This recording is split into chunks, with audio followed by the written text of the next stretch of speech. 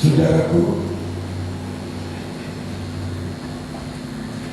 pernyataan ini yang seharusnya apa yang Bapa pencipta langit dan bumi seisinya telah kerjakan, telah buat. Dia rela menderita dan mati untuk siapa? Untuk kita, saudara. Untuk kita. Saudaraku, apa yang Bapa telah lakukan buat kita, saudara-saudara, itu membuat dan menjadikan kita sebagai satu umat daripada Allah yang dipulihkan. Hari ini Tuhan sudah terus bekerja melalui firman dan rohnya itu mengubah hidup kita pada satu pemulihan. Pemulihan apa? Pemulihan sebagai putra, pemulihan sebagai anak-anak. Saudara yang dikasihi oleh Tuhan, saat kita memuji, menaikkan pujian, penyembahan kepada Tuhan, saudara, roh Tuhan itu bertata, ya, bertata. Di mana kita jelas berkata, aku, kata Tuhan, bertata di atas pujian Israel. Israel itu artinya adalah putra Allah, anak-anak Allah. Saudara, jadi kita pun juga Israel secara rohani, ya, bukan Israel yang sedang berperang, ya, di timur tengah, bukan, ya, tetapi kita ini adalah Israel rohani, putra-putra Bapa, anak-anak Bapa. Dan di saat saudara dan saya menaikkan satu pujian, ya, nyanyian pengagungan bagi Tuhan, itu artinya kita sedang menghormati, ya, kita itu sedang menghormati siapa? Menghormati Tuhan yang berkata, aku hadir di atas pujian umatku. Saudara-saudara yang aku bertata itu artinya memerintah.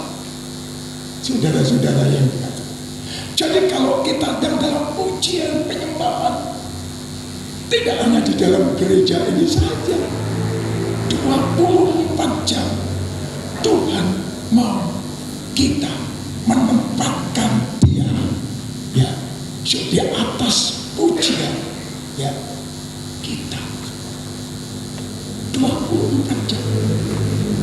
Saya mau tanya, siapa sih yang bertata di dalam dan di dalamku sampai hari ini? Apakah Tuhan? Apakah diri kita sendiri? Ini penting ditanyakan, saudara. Tuhan mau menjadi Tuhan dan Raja, memerintah hidup kita. Tapi terus terang kita, saudara dan saya, ya, berjalan, berpikir, melakukan sesuatu bukan perintah Tuhan, tetapi kemauan kita sendiri. Nah, ini kan bertolak belakang. Saudara, oleh sebab itu kita perlu, saudara, untuk terus merindukan dalam satu perjumpaan dengan Dia, ya, yang ada di dalam kita. Artinya kita membuka hati kita, telinga tinggal hati kita untuk mendengar apa yang Tuhan ngomong kepada kita, apa yang Tuhan bicara kepada kita. Dalam nyanyian saya mau dengar apa yang Tuhan katakan. Ya, kita diberkati melalui pujian. Ya, saudara, waktu kita naikkan pujian untuk kepentingan kita, tapi tujuan daripada Allah, saudara, membawa saudara datang di tempat ini adalah untuk pujian, penyembahan kepada Tuhan, pengakuan kepada Tuhan. Allah hadir di tempat ini, saudara, di tengah umatnya, merindukan kita semua, laki, perempuan, anak sampai orang dewasa. Beribadah itu artinya kita menyembah kepada Tuhan melalui nyanyian dan juga kadang melalui pujian penyembahan di dalam roh dan kebenaran. Penting. Kalau saudara ngerti nangkep kebenaran, hidup akan berubah total hari demi hari. Karena ini memang kerinduan daripada Tuhan untuk memanggil saudara dan saya. Bukan hanya saudaraku kita masuk surga, bukan itu saja, tetapi di bumi ini Tuhan mengubah hidup kita agar orang-orang di sekitar kita melihat siapa sih yang ada di dalam kita ini. Apakah saudara dan saya seperti apa yang dikatakan Paulus? Hidupku bukan aku lagi, tetapi Kristus. Tadi pagi waktu saya bangun bersama membersihkan gereja ini dengan Immanuel, saya ngomong, ya, apakah kita ini menjadi suratan daripada Kristus, tulisan daripada Kristus? Jadi hidup kita ini ada tulisan daripada Kristus, lukisan daripada Kristus. Orang akan melihat nanti bukan Stefanus lagi, tapi Kristus yang ada di dalam diriku. Stefanus Sumarion. Nanti yang diakukan bukan Stefanus, Yesus ditinggikan. Saudara-saudara, saya berharap kita mau belajar terus tanpa henti selama kita masih ada di dunia ini, di bumi ini, kepada Sang Guru besar kita, Sang Guru sejati kita, Roh Kudus, yang Tuhan anugerahkan dan tempatkan di dalam hatimu dan di dalam hatiku. Saudara yang dikasih Tuhan, kau lihat Kaleb, kau dengar apa yang diberitakan, ditulis di dalam kitab suci tentang Kaleb. Kaleb itu sudah lanjut usianya, tetapi Kaleb mempunyai kekuatan seperti anak muda, saudara. Hidupkah kita akan kebenaran ini? Saudara, jangan kalian anggap kamu tidak punya kekuatan lalu minta terus digendong sama Tuhan. Memang Tuhan mau menggendong kita, saudara-saudara yang baik. Artinya menggendong ini Tuhan akan menuntun, menguatkan, meneguhkan hidup kita. Tapi kalau saya melihat apa yang ditulis di dalam kitab suci, saudara, bangga. Ya, karena Tuhan telah membuktikan dalam diri orang yang sudah lanjut usia seperti saudara dan saya yang umurnya lebih daripada 70 tahun mempunyai kekuatan seperti anak-anak muda. Saya kemarin ditelepon teman saya, sahabat saya, umurnya 80 lebih, 80 tahun, Yogyakarta, yang masih menggembalakan jemaat Islam di Kota Yogyakarta. Dia telepon saya, ya Pak Pendeta, saya lumpuh, saya stroke, saya lumpuh. Saudara, waktu saya dengar itu, Saya sampaikan, ya sudahlah. Kalau itu memang diizinkan oleh Tuhan terjadi di dalam dirimu. Lihat, Rasul Paulus itu sakit dan penyakitnya ada di dalam perutnya, di dalam lambungnya itu ada duri. Dia berdoa minta kepada Tuhan dan dia kasih. Ya, sampai 3 kali dia minta. Lalu Tuhan beritahu, roh Tuhan beritahu kepada Paulus bahwa Tuhan memberikan kekuatan, kemampuan bagi dia untuk melayani. Saya nggak ngerti Paulus sembuhnya kapan, juga saya kita dalam kondisi seperti ini. Paulus tetap melayani Tuhan sampai di akhir pelayanan. Ya, Alkitab menulis apa yang dikatakan Paulus. Aku mengakhiri kehidupan sampai garis yang terakhir. Ini kekuatan, saudara-saudara. Ini kekuatan yang Tuhan berikan kepada kita. Tubuh, saudara, memang semakin rusak, tapi roh kita dibaharui. Ya, roh kita selalu dibaharui menjadi kuat perkasa sampai tujuan roh Tuhan membangun manusia. Roh kita serupa dengan Yesus, serupa dengan gambar. Ya, itu sebabnya tadi nyanyian nangkep. Jangan nih, ya, jangan nih. Yesus pun dalam penderitaan dapat sedikit pun.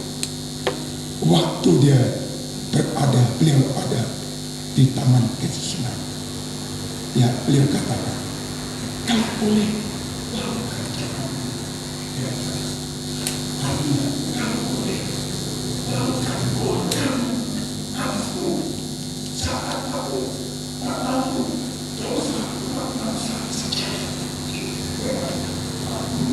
Yang hebat, yang cerdas, tetapi masih komat kata-kata itu. Beliau katakan, tetapi kehendakmu saja, ya Bapa yang jadi. Itu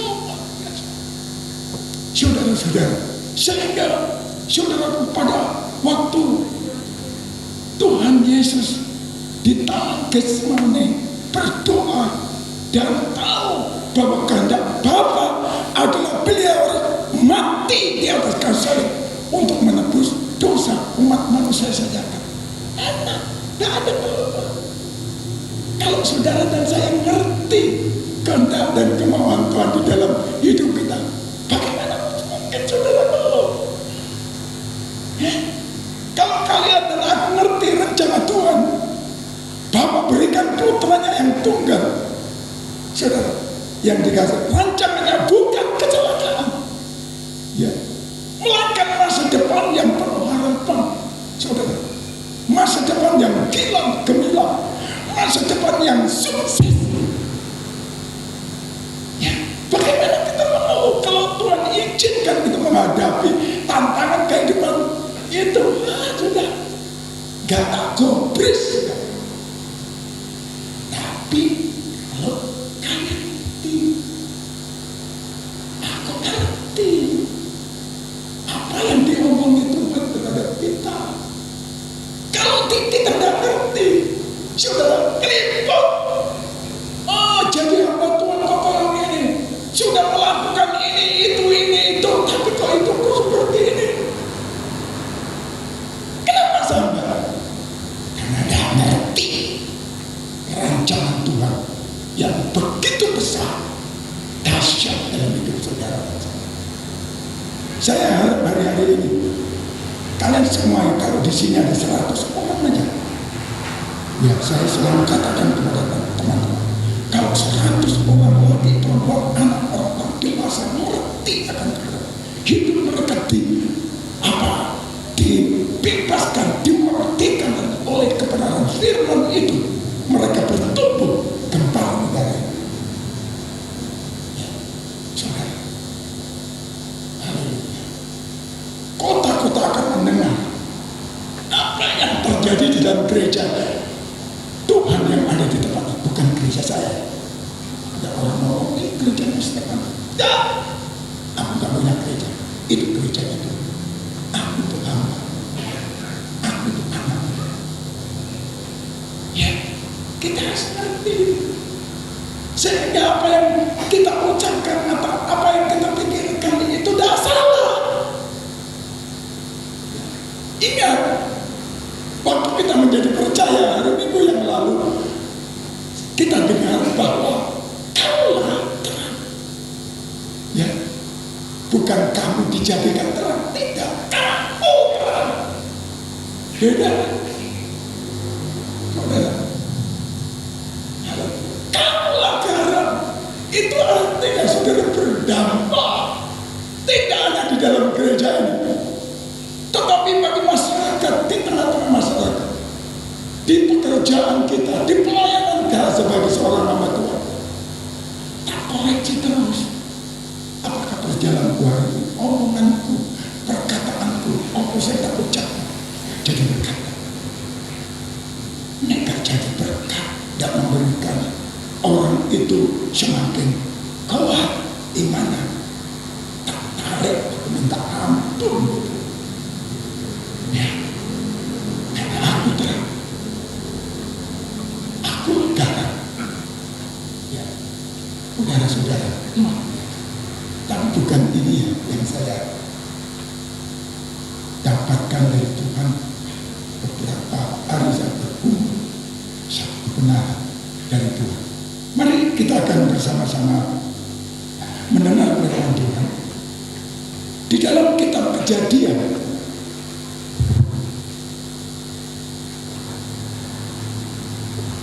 Di dalam kitab Kejadian pasal yang ke-22, mari kita bersama membuka Alkitab dan kita perhatikan dengan seksama apa yang firman Tuhan katakan kepada kita dalam kesempatan yang baik pada pagi hari ini. Kitab Kejadian pasal 22 cukup banyak ayat. Ya, firman Tuhan yang saya bacakan dari ayat pertama. Saya berharap kita yang sudah siap, sudah ready, ya, mendengar firman Tuhan ini, ya, masukkan di dalam hati kita. Kalau ingat masuk telinga, masukkan terus, menancap di dalam hati kita. Kejadian pasal 22 dari ayat 1. Setelah semuanya itu, Allah mencoba Abraham. Saya minta ampun sama Tuhan. Pemahaman saya bukan mencoba, tapi menguji. Beda mencoba dan menguji. Ya, saya lebih mantap pakai kata menguji, karena kita berkata bahwa Tuhan tidak mencoba seseorang. Tuhan tidak mencoba, menguji. Waktu saya baca, wah, koreksi. Ini supaya saya dapat nangkep dengan jelas, gitu. Haleluya. Setelah semuanya itu, Allah mencoba Abraham. Ya. Ia berfirman kepadanya, Abraham. Lalu sahutnya, ya. Kita melihat hubungan intim Abraham, ya, dengan Tuhan Sang Esa. Ya. Abraham mendengar kata-kata, rindukan kalian dan aku hari ini seperti apa mendengar suara. Ya. Mungkin tidak dengan kata-kata yang ajaib, ngomong di tengah malam. Bisa juga begitu kalau Tuhan mau. Ya, tapi pada waktu saudara berdiam diri, oleh Tuhan yang ada di dalam mengalir seperti air kehidupan itu masuk di dalam pikiran.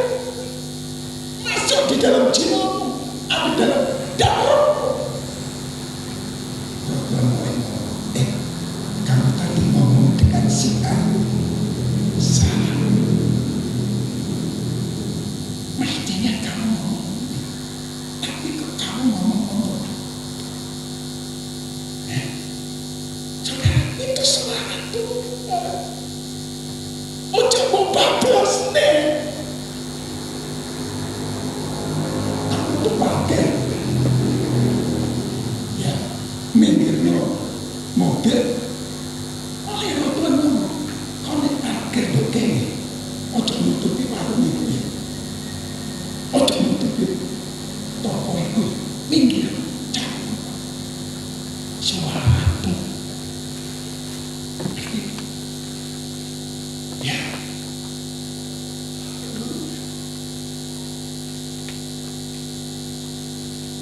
Roh Tuhan itu selalu menuntut kepada kita kepada seluruh kebenaran.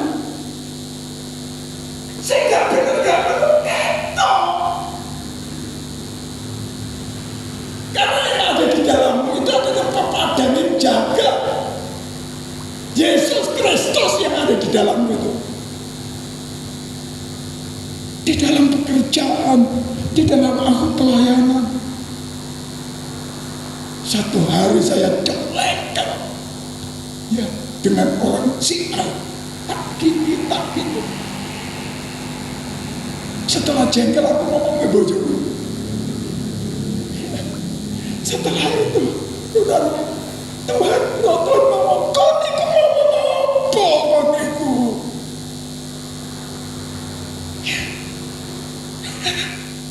Lalu saya katakan, Tuhan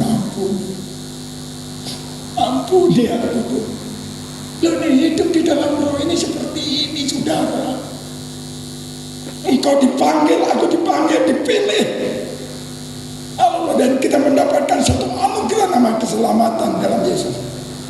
Dan yang kedua anugerah yang diberikan kepada kita adalah rohnya Dia, pencipta langit dan bumi yang pernah membangkitkan Yesus dari antara orang mati. Itu dianugerahkan kepada kita, kepadamu dan kepadaku. Kurang apa nih? Kekurangannya adalah kita tidak memberikan tempat bagi roh Kristus, roh Tuhan bertata di dalam hati.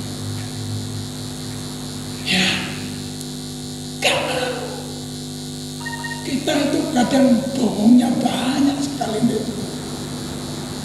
Ngomong nyerang ke Tuhan, tapi urip sakarep dhewe nyalah apa? Makanya urip kota wong Jawa Timur kesurang-surang. Ngerti kesurang ora? Morat maret. Karena Tuhan juga tidak mau sebagai bapak yang baik saudara hidup morat maret. Enggak. Itu bukan rancangan Tuhan atas hidup kita. Saudara, saudara, rancangan adalah masa depan yang penuh dengan harapan, masa depan yang bilang gembira. Saudara, sekalian pegang teguh janji Tuhan. Ojo ngantek, jangan yakin juga Yesus dengan tanganku ini, tapi hatiku sing masuk di dalam mengubah hidupku, ya, mengubah dagingku ini menjadi firman. Ngerti daging suka marah, jengkel, ngamuan, patudon, itu daging semua. Sebab itu sangat utama untuk kita menjadi pengikut Kristus yang sejati. Ngerti tak? Apa? Menyangkal diri, lalu memikul salibmu. Bukan salib itu gak kuat saudara dan saya mikul salib itu. Salibmu sendiri setiap hari. Setiap hari. Kenapa?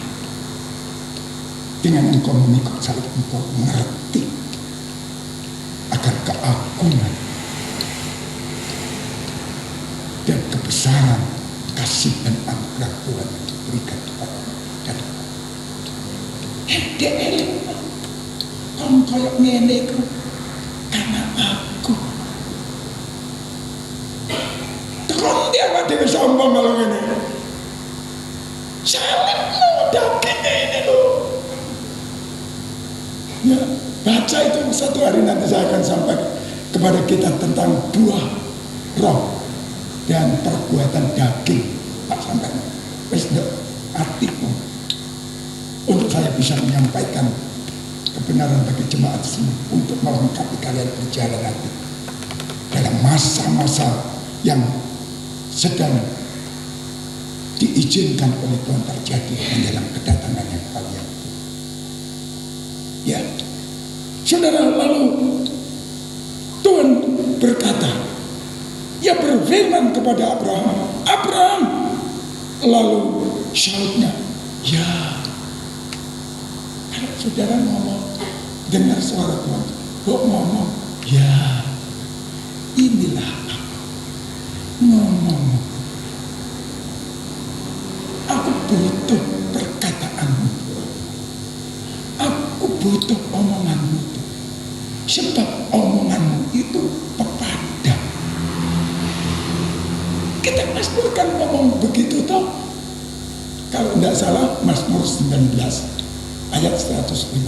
Firmanmu itu adalah pelita bagi kaki dan terang bagi jalan. Wis kandhane. Kalau Tuhan Roh Kudus ribuan tahun yang lalu di dalam kitab Jabur. Ya, orang-orang di luar kita jangan ngomong kitab Jabur, kan nggak ngerti kitab Jabur itu apa. Kita itu sudah dikasih nih loh, kitab Jabur, kitab Mazmur. Ya, haleluya, puji nama Tuhan, sudah luar biasa. Saudara, saran saya baik kalau kita setiap hari bangun pagi mau berkata, Tuhan Roh Kudus, pimpinlah aku mau hidup di dalam Roh-Mu. Wes ngomong begitu. Nah, kalau Tuhan mulai ngomong kepada lakonan, mungkin tidak semua kita bisa lakukan, tapi mari kita belajar seperti Samuel. Tapi Samuel jawab, belajar ngoping dengar perkataan Tuhan.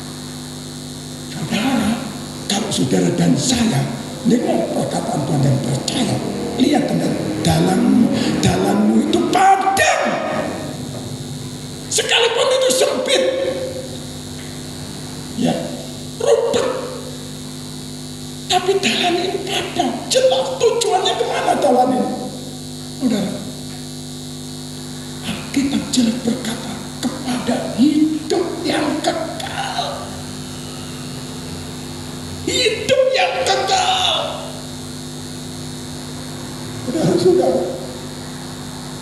Saudara, nembok sing lakoni saudara dan saya lakukan, dan bukan jalan dari Tuhan yang sempit dan pintu yang sesat, ya saudara tidak akan ketemu hidup yang kekal.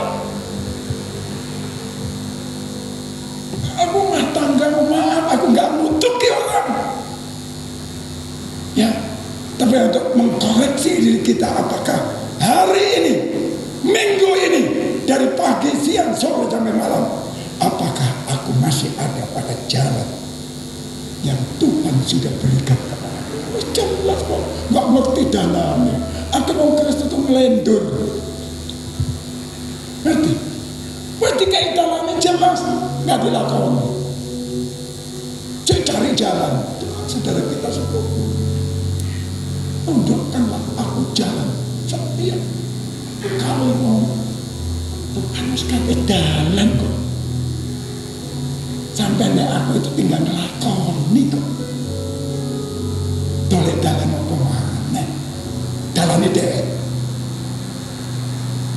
rusak. Rusak. Tuhan harus kasih jalan. Siapa? Jalan itu adalah Yesus. Waktu saudara mengenal Yesus, mengikut Yesus, ya itu dalam Yesus itu. Ojo cari dalam mana?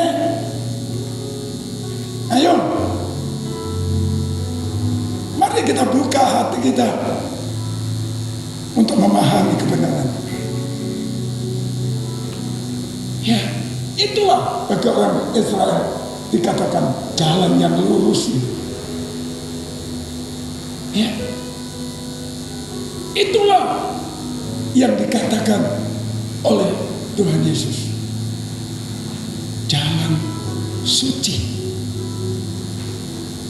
Aku dulu belajar awal percaya Yesus itu di tim Yayasan Jalan Suci Buk Malang, Buk Lawang. Aku terima Yesus langsung digembleng nggone jalan suci, tim jalan suci. Pimpinannya seorang dari Amerika, namanya Pak Stuck. Dulu orang Katolik. Setelah beliau diurapi oleh Roh Kudus, hidupnya diubah, lalu dipakai Tuhan di seluruh dunia. Tuhan tempatkan Om Stuck di Jawa Timur. Tuhan suruh pergi ke Gunung Merbabu. Ya, dia berdoa di sana, doa, ketemu Tuhan. No, Yayasan Jalan Suci, udara. Lalu Tuhan kasih tempat di Lamang, di lapangan segitiga, bikin tempat. Mulai berdatangan murid-murid dari seluruh Indonesia, dari Sabang sampai Merauke, termasuk aku. Daniel Alexander yang di Papua itu, saudara, itu adalah lulusan dari tim Jalan Suci. Waktu aku bertobat, beliau sudah mudah mengajarkan. Jeremia Ring yang terkenal itu dari Jalan Suci. Ya, tahun-tahun itu satu pergerakan yang luar biasa di tahun 1970-an. Dan datang ke tempat kami. Namanya Dusun Wonokoso, Wono Alas Koso, Bodong Koso. Saya di sana. Ya, kami pemuda-pemudi, waktu itu ada beberapa orang pemuda sekitar 10 sangat termasuk Bu Esther, penuh dengan Roh Kudus. Saudara tahu, Roh Tuhan bawa kami, ya, pergi apa? Ngabarkan Injil. Udah, bawa traktat. Waktu itu masih diberikan panah, sekarang tidak bisa seperti itu. Saya pergi ke toko-toko. Udah, saya bagi itu traktat supaya orang mengenal Yesus dan diselamatkan. Lalu mengadakan satu kebaktian kebangunan rohani di lapangan terbuka. Saudara, ini perjumpaan dengan Tuhan. Amin, saudara. Berikan tepuk tangan yang meriah, saudara. Kalau engkau ketemu dengan Tuhan, haleluya, hidupmu pasti dirubah dari duniawi kepada surgawi. Itu aja kuncinya, jangan angel. Saudara, kalau saudara baca berikutnya nanti ulang ya, saya tidak sempat nih menyampaikan, membaca keseluruhan. Ya, saudara-saudara yang dikasih oleh Tuhan, saya sampaikan ke intinya saja. Ya, ke intinya saja. Bagaimana hidupnya Abraham? Ya, seorang anak Tuhan seperti saudara dan saya. Di ayat 2 firman-Nya, ambillah anakmu yang tunggal itu, yang engkau kasih, ya, yakni Ishak. Ishak itu anak Abraham dengan Sarah. Ini Ishak. Ya, Sarah itu artinya wanita bangsa. Jenengmu bagus, wanita bangsa. Ishak itu artinya tertawa, sukacita. Sebab pada waktu Ishak lahir,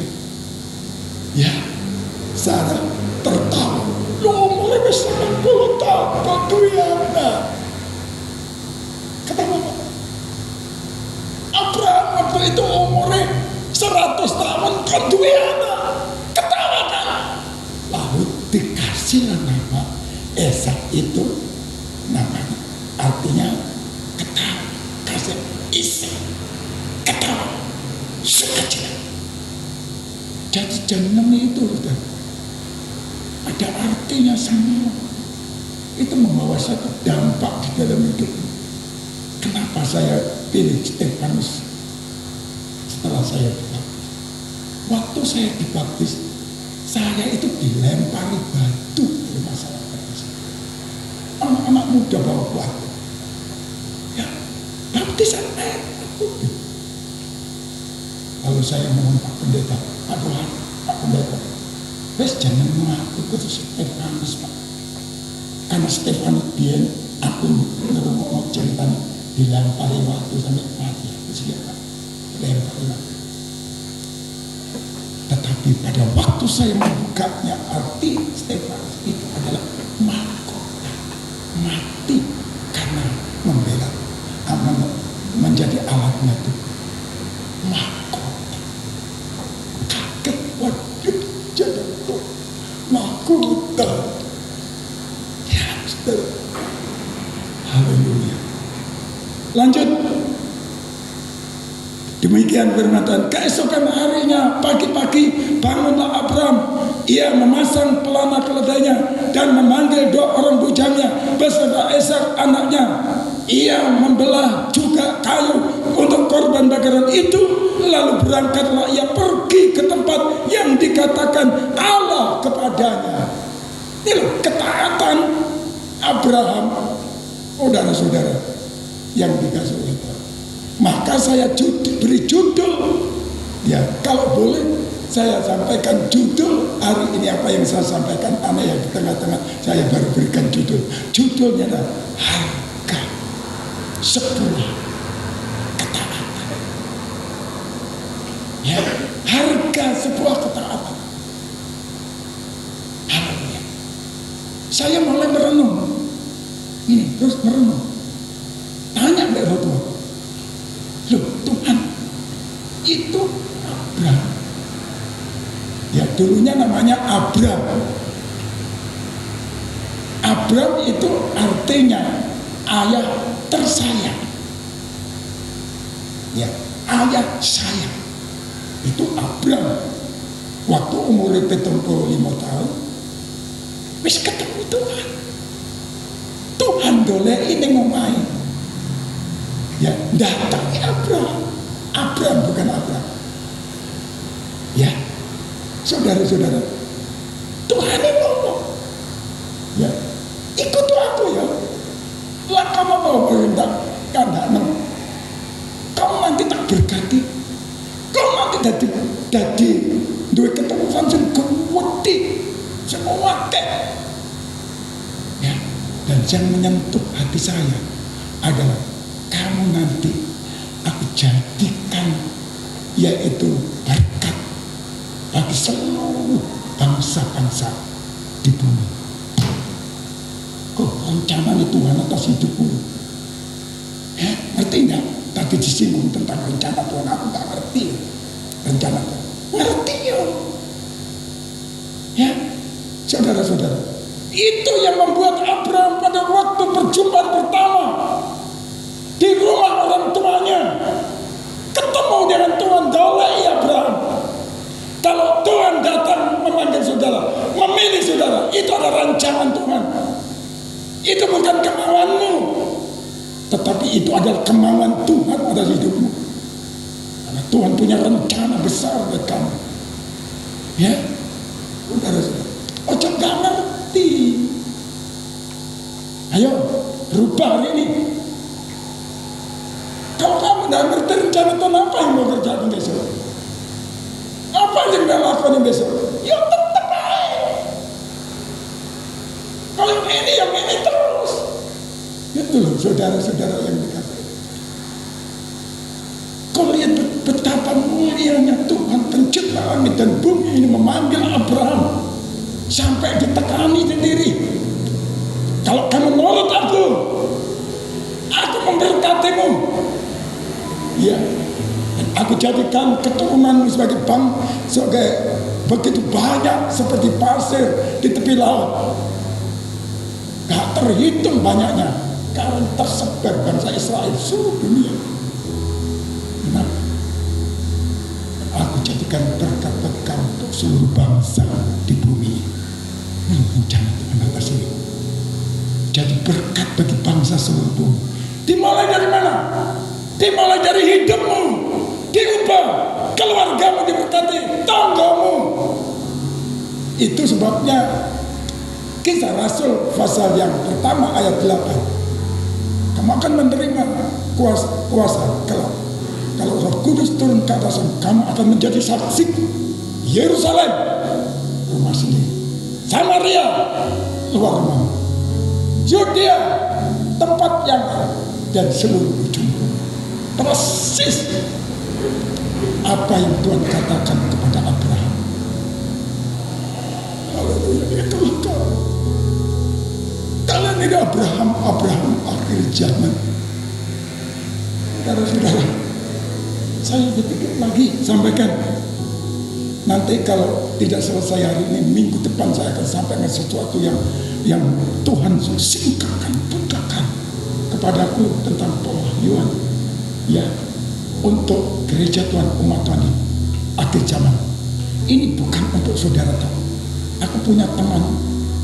Setiap pagi aku hampir 500 teman yang ketemu dengan saya melalui ayat-ayat kitab suci yang saya bagikan, dan itu adalah perkataan daripada Tuhan. Ya, saudara-saudara, sebab jangkauannya Tuhan bukan hanya Togo saja, bukan hanya keluarganya saja. Ya, sedang kita itu mengutang untuk keluarga tahu. Berkati aku, Tuhan, anakku, cucuku, tahun-tahun, 40 tahun jadi kompleks, semuanya Tuhan. Tuhan cuma jauh akan dilakukan.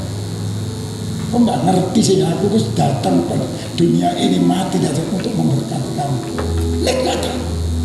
Bebas kamu menikmati berkat yang tak kerjakan dalam hidupmu karena kamu mau aku. Nanti tunggu. Mana saudara? Punya iblis itu membuat kita menyerah, ngutang, ya kok gangsingan. Saudara, ojo mau, ya, ojo mau, dicancang, diikat dengan tipu daya daripada iblis, yang kau dibatasi oleh siapa?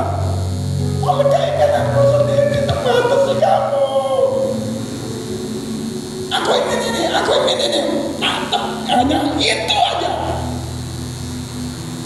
Saudara, lepaskan minta pada Roh Kudus supaya ada satu terobosan bergerak melalui hidupmu untuk kepentingan Tuhan, keperluan Tuhan apa? Supaya bumi ini penuh dengan kemuliaan, bangsa-bangsa diselamatkan. Sebab itu saudaraku, Abraham akhirnya diganti jenenge. Siapa yang ganti? Tuhan sendiri, bukan bapaknya. Apa jenenge? Abraham. Itu artinya apa? Abraham itu adalah bapak dari segala bangsa. Oh,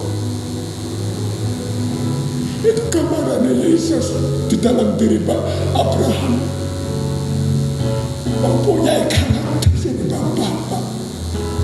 Ayo bapak-bapak di sini, apakah meneladani bapak di surga? Abraham dapatkan itu bapak dari segala bangsa. Ngayomi, melindungi. Katakan oleh Masya. Saudara-saudara, saya mulai mikir, loh,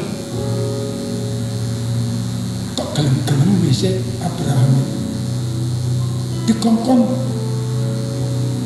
mata ini anaknya, jadi korban sembelian bagi Tuhan. Kalau saudara disuruh Tuhan untuk nyerahkan anakmu yang kau cintai kepada Tuhan, disembelih, kalian sendiri yang nyembelih. Ya, hatimu ya.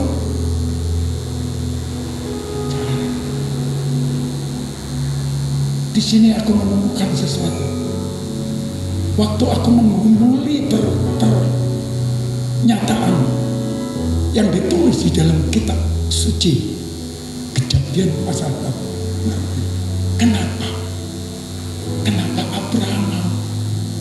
Kenapa saudara setiap minggu datang ke tempat ini? Kenapa? Kalian juga tak dibayar. Kenapa waktumu engkau berikan di tempat ini bersama saya? Kenapa? Saya sampaikan kepadamu dengan terus terang, karena kalian ngerti akan apa yang dikatakan Tuhan, yang dijanjikan oleh Tuhan. Ngerti? Saudara-saudara, Abraham lakukan. Anaknya disayang, disuruh Tuhan untuk pergi ke Gunung Moria. Dan Alkitab mencatat itu jauh, perjalanan yang cukup jauh ke Gunung Moria. Tapi Abraham, saya bacakan lengkap sedikit. Ketika pada hari keesokan harinya pagi-pagi, bangunlah Abraham. Ia memasang pelana keledainya dan mengambil 2 orang bujangnya beserta Ishak anaknya. Ia membelah juga kayu untuk korban bakaran itu. Lalu berangkatlah ia dan pergi ke tempat yang dikatakan oleh Allah, katakan Allah kepadanya.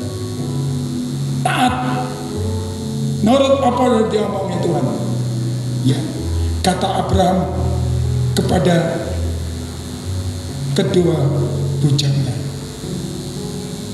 Ayat 4. Ketika pada hari ketiga Abraham melayangkan pandangnya, kelihatanlah kepadanya tempat itu dari jauh. Nah, saya berani mengatakan tempat itu jauh. Ada yang dari pinggir sana, ada yang dari mana itu pohon sana ke tempat ini, latihan di situ, kudangan. Ya. Saudara, kemarin minggu yang lalu dan kemarin saya digerakkan oleh Roh Tuhan datang untuk bantu Immanuel karena kamarnya bocor, ruang sekolah minggu bocor. Saya ngikuti langkahnya Roni. Payung sudah diperlukan oleh teman-teman dalam keadaan hujan mereka pulang. Aku yang rohku ikut terus ngikuti ngono-ngono iku. Bukan tidak ngikuti. Itu loh, Tuhan juga seperti itu. Kenapa? Lakukan. Kenapa Pak Slamet, Andi minggu lalu lakukan itu? Kenapa kalian hari ini ada di sini? Kenapa? Karena kalian ngerti. Oleh sebab itu mintalah supaya kalian lebih lagi ditambah untuk mengerti kehendak. Saya mendapatkan waktunya nyapu-nyapu. Oh, nek ngono, ketaatan.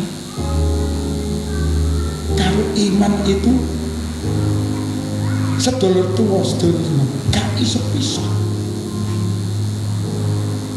Ketaatan itu dimulai dari iman akan apa yang Tuhan katakan. Sebab itu Alkitab mengatakan iman itu datang dari mendengar firman Kristus, firman yang diurapi, bukan firman huruf yang mati, tapi firman yang diurapi oleh Tuhan, dibawa oleh hambatan yang penuh dengan urapan. Saudara-saudara, jadi ketaatan dan iman tidak bisa pisah. Kalau tidak ada iman, tidak ada ketaatan. Aku ndelok orang-orang ini nggak ada ketaatan karena tidak punya iman. Nyambung, saudara.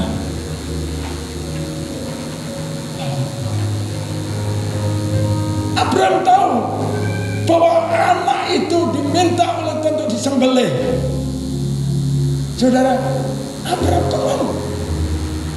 Karena Abraham ngerti perjumpaan di kitab Kejadian 12 itu, bahwa Tuhan ngomong, Abraham, kalau kamu menurut aku memberkati kamu dan kamu menjadi satu bangsa yang besar, kamu akan jadi berkat bagi seluruh bangsa-bangsa di bumi ini. Nangkep dah? Kalau kalian ngerti bahwa kita hidup ikut Tuhan, diberkati oleh Tuhan, jasmani, rohani, jiwani, ekonomi, bahkan hidup kita dijamin hidup yang kekal. Saudara-saudara yang dikasihi, saudara taat itu karena saudara ngerti. Aku harap kalian semua 2026 menjadi satu jemaat laki perempuan yang ngerti akan kebenaran firman Tuhan. Amin. Berikan tepuk tangan yang meriah. Puji Tuhan, saudara-saudara. Haleluya. Sekarang endingnya mana? Tadi ada tulis ending. Orang taat ada endingnya. Orang ngomel endingnya rusak. Ngerti? Orang taat ada ending. Haleluya. Dan itu ending memang sudah ditetapkan oleh Tuhan. Ya, haleluya. Itu ada ditetapkan oleh Tuhan bagi umat Tuhan, anak-anak Tuhan yang taat seperti Bapak Abraham. Haleluya. Taat itu apa sih? Ya, saya kasih tahu. Bentar saya taat itu apa? Ini kesimpulan yang saya dapat. Taat itu artinya meninggalkan keinginan sendiri. Bayangkan.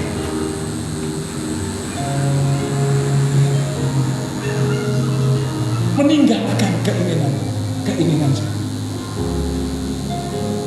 Ya. Lalu dan menuruti apa yang Tuhan mau. Ya. Apa yang Tuhan perintahkan. Itu loh ketaatan. Abraham lakukan itu. Yesus juga lakukan itu. Saudara, saya mendapat satu pelajaran yang sangat berharga.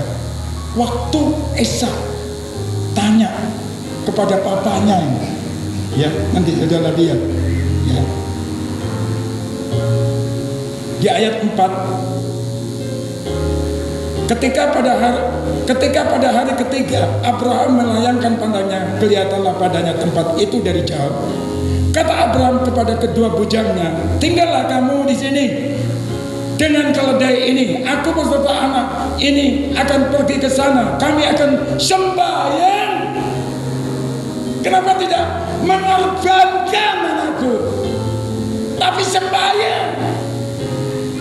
Ketaatan kepada Tuhan itu salah satu unsur kita sembahyang. Itu sembah. Haleluya. Sesuai itu kami akan kembali kepadamu. Ayat 6. Lalu Abraham mengambil kayu untuk berkorban bakaran itu dan memikulnya ke atas bahu Ishak, anaknya. Sedang di tangannya dibawanya api dan pisau. Kayu, api dan pisau. Jelaskan anaknya mau dibunuh kan? Karena Tuhan ngomongkan. Haleluya. Lalu berkatalah Ishak, artinya sukacita, kepada Abraham ayahnya. Bapak, saud Abraham, ya anakku. Ya, bertanyalah Ishak, di sini sudah ada api dan kayu, tetapi di manakah anak domba untuk korban bakaran itu? Sementara Abraham itu manusia seperti saudara dan saya.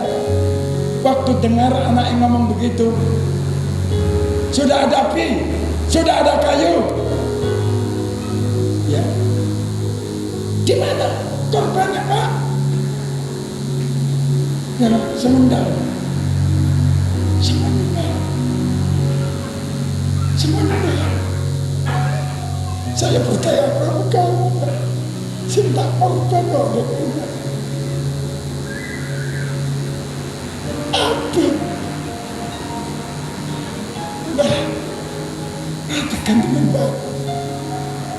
Jadi dalam ketaatan saya pikir gampang. Dituntut saudara mengerti akan apa yang Tuhan katakan. Saudara-saudara yang dikasih Tuhan, kalau tidak ngerti, sekarang Tuhan kok anakku diminta korbankan, gak mentolong. Ya, ayat yang ke-8, Saud Abraham, omongannya Abraham positif, makanya aja ngomong sing negatif, omong sing positif. Sebab apa yang kamu katakan di hadapanku itu dalam kitab Nabi Musa dan kitab Bilangan itu akan dilakukan oleh Allah.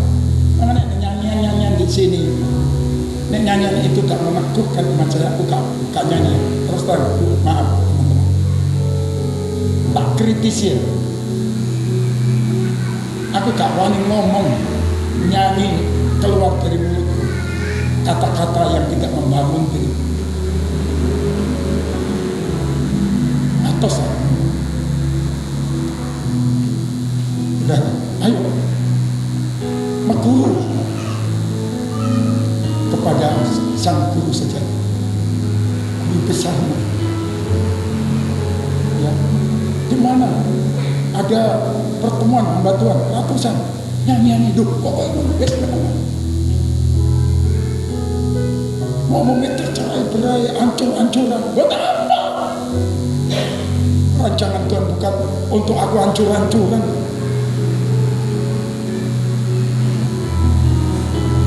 Saudara-saudara, ayo kita belajar ngerti apa sing tak omong hari ini. Ngomong bae Tuhan, Tuhan bener kan aku ngomong ini, ambil bujuku, ambil anakku, apa sing tak omong. Sebab apa yang kau katakan di hadapanku, kata Tuhan, itu akan aku lakukan. Itu wong Jawa Timur ngalami wong ngaluk. Kalau perkara dari perkara dewek ngaluk matek ucap dulu.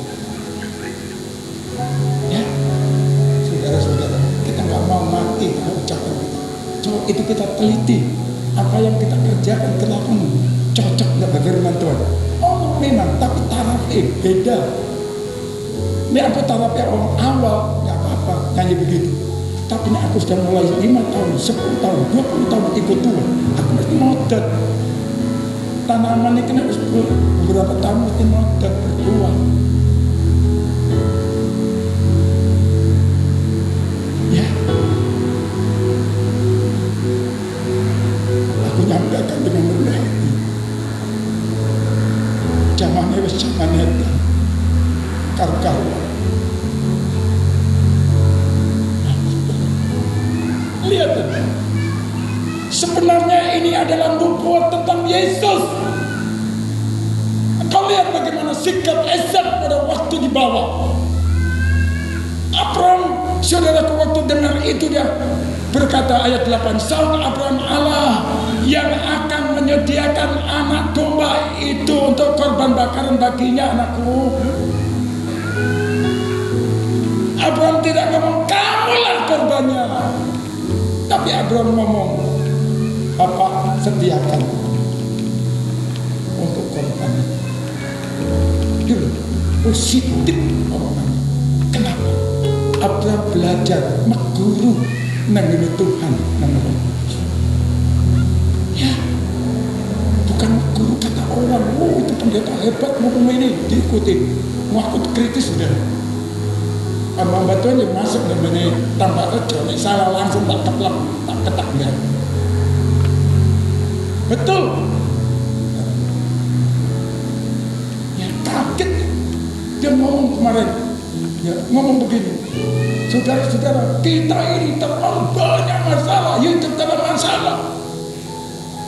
Orang katakan, aku katakan bahwa diriku itu kecil, pendeta sana lu gede-gede.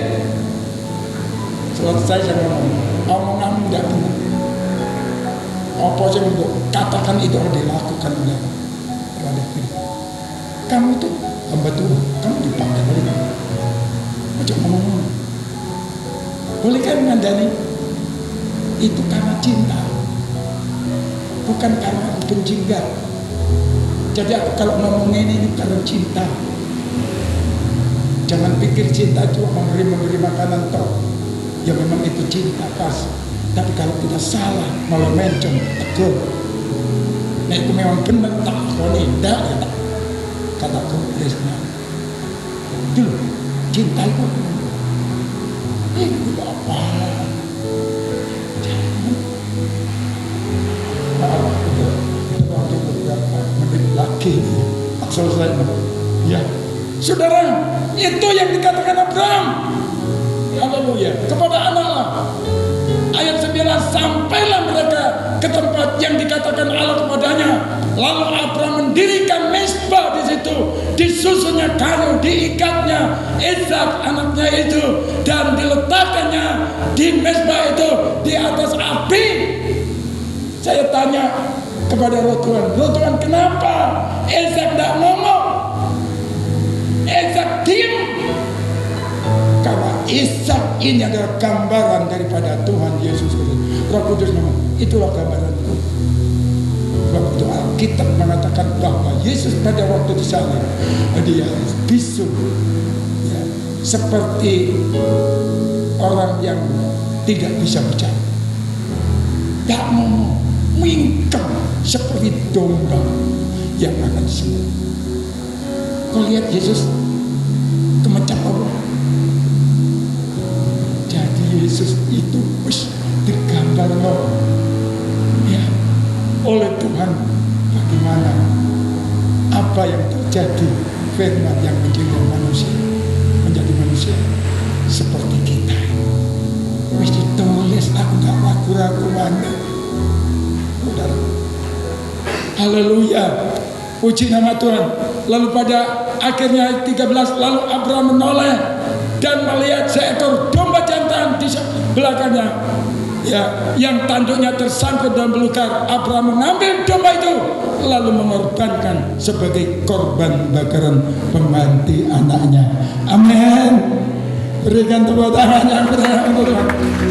Ini loh saudaraku, endingnya kalau orang yang taat kepada Tuhan, awalnya memang ada satu pergumulan karena masih punya daging ini. Tapi kalau daging ini salibkan setiap hari, saudara-saudara, kita berhak layak untuk mengikut Yesus Kristus. Maka endingnya ada sesuatu yang luar biasa.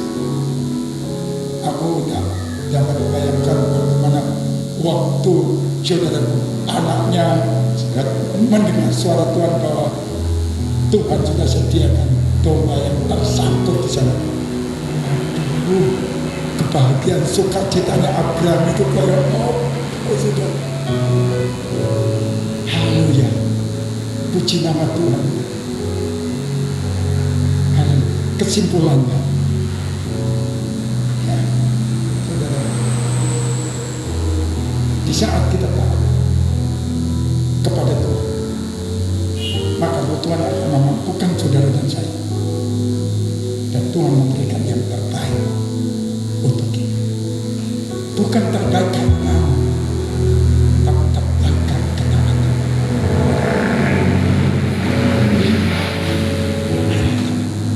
Berikutnya, di balik ketaatan tersedia berkat, kesukaan, kebahagiaan, rohani, jiwanya, dan jadi berkat. Ya, rencana Tuhan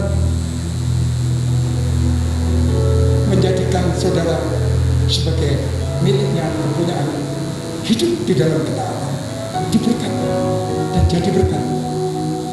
Pasti langkahmu mesti ke sana. Baik ucapan dan lain sebagainya jadi berkat. Tujuannya nanti baca Yohanes 15. Bapak dipermuliakan hidup. Ya, haleluya. Nanti di rumah baca Galatia 3 ayat 13-14. Dunia ini, bumi ini diberkati oleh seorang yang taat, yaitu Abraham. Saya berpikir, kenapa tidak Musa? Kenapa tidak Yeskiel? Kenapa Abraham? Saudara-saudara, karena Abraham seorang yang taat, ya, berani mengambil resikonya, dan dia tahu bahwa endingnya adalah kebaikan bagi dirinya dan bagi umat manusia sejahtera. Itu saudara-saudara yang percaya. Ketaatan seorang kepada Tuhan, saudara, dapat berpengaruh besar terhadap seluruh rencana Allah. Betapa senang Tuhan sebagai kepala gereja melihat saudara bergerak. Ada satu terobosan, ada untuk menggenapi rencana Allah yang besar. Apa rencana Allah? Keselamatan bagi umat manusia. Jangan gak ngerti rencana Allah. Ya, ngertilah rencana Allah, bahwa kalian telah ditentukan, telah ditakdirkan oleh Allah untuk menjadi berkat bagi bangsa-bangsa. Pak, aku gak bisa ke Israel, aku gak bisa ke ujung. Aku udah nyipit kita, tapi doa, ucapan yang kau makan kepada Tuhan di tempat ini sebagai bangsa milik kepunyaan itu berdampak bagi seluruh dunia. Aku sudah melihat setiap pagi aku jam 4 bangun, ya, dari satu doa mulai digenapi untuk Indonesia, untuk dunia, untuk Trump, ya, untuk yang lain timur mulai digenapi.